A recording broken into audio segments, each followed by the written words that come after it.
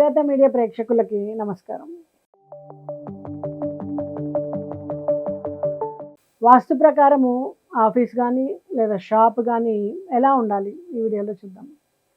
మీ office కానీ లేదా shop కానీ సక్రమంగా నడవాలి అంటే కేవలం కష్టం ఒక్కటే సరిపోదు.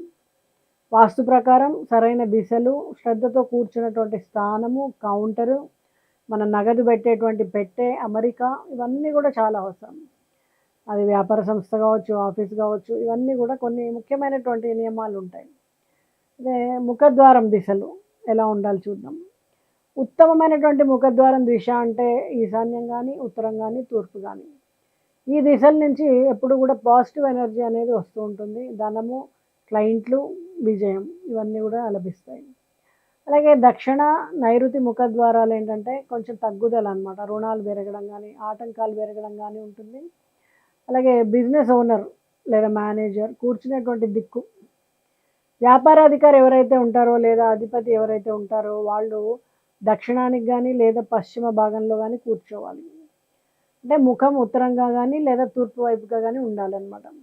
అలాగే సీఈఓ కూర్చునే స్థలం ఏంటంటే వెనక గట్టి గోడ ఉండాలి. ఒక భద్రతకి, స్థిరత్వానికి సూచికలాగా వెనక ఖాళీగా ఉండకూడదు.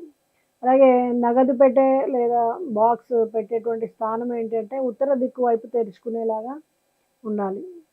తూర్పు లేదా ఉత్తర గోడకి ఆనిచ్చి ఉండాలి.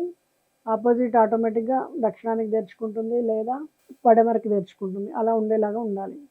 క్యాబినెట్ ఎప్పుడు కూడా శుభ్రంగా దేవుడి ఫోటోలతో ఉండాలి. షాప్ కానీ, ఆఫీస్ కానీ, అలాగే బ్యారికేడ్లు కానీ, బార్డర్లు కానీ, లేకపోతే పొడవైనటువంటి కౌంటర్లు కానీ ఉత్తరం కానీ తూర్పు వైపు ఉండకూడదు అనమాట. షెల్ఫ్లు, స్టోరేజులు ఇలాంటివన్నీ ఉంటాయి కదా, మరి పశ్చిమ, దక్షిణ భాగాల్లో ఉండాలి ఇవన్నీ. ఎయిర్ కండిషనర్ కానీ, జనరేటర్ కానీ అగ్నికోణం కాబట్టి తూర్పు, దక్షిణ భాగాల్లో ఉండాలి. అలాగే పూజా స్థలం ఈశాన్యం కానీ, తూర్పు దిక్కులో కానీ ఉండాలి. పూజా గదిలో విగ్రహాల పరిమితిని పాటించాలి. ఉదయం ప్రారంభించే ముందు మంత్రోచ్చారణ, దీపం వెలిగించడం, మళ్ళీ సాయంత్రం వీలైతే ఒక ధూపాన్ని వెలిగించి క్లోజ్ చేయడం. అలాగే ఖాతాలు, లెక్కలు, కంప్యూటర్లు ఇవన్నీ ఉంటాయి కదా మనకు ఆఫీస్లో, మరి ఇవన్నీ కూడా తూర్పు ముఖంగా ఉపయోగించుకోవాలి. లెక్కల పుస్తకాలు పశ్చిమ దిక్కులో ఉండడం మంచిది. క్లయింట్ రిజిస్టర్స్ కానీ, డేటా కానీ దక్షిణ, పశ్చిమంలో భద్రంగా పెట్టాలి. అలాగే ఉద్యోగుల స్థానం కానీ, కస్టమర్స్ కానీ వీళ్ళందరూ ఏంటంటే ఉద్యోగులు వాయువ్య దిశలో కూర్చోవడం మంచిది. వాళ్ళు ఉత్తర, తూర్పు ముఖంగా చూస్తూ ఉండాలి. కస్టమర్లు వచ్చే చోట తూర్పు కానీ, ఉత్తరం వైపు కానీ ప్రవేశం ఉండాలి. షాప్లో మ్యూజిక్ ప్లేయర్లు, మంచి వాసన వచ్చేటువంటి పరిమళాలు వెదజల్లేటువంటి సెంట్స్ ఇవన్నీ కూడా ఏంటంటే పాజిటివ్ వాతావరణానికి దోహదం చేస్తాయి.